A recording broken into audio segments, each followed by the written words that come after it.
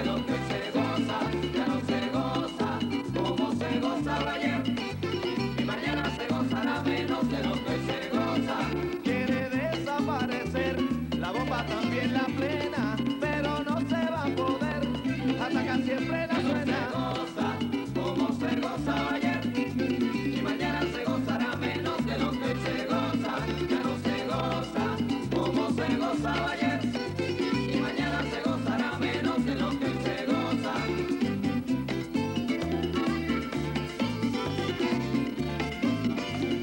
Que la paz de Dios esté con todos nosotros en esta Navidad, que la familia se una, como nosotros nos hemos unido esta noche para llevarle alegría y buenas bendiciones a todos ustedes.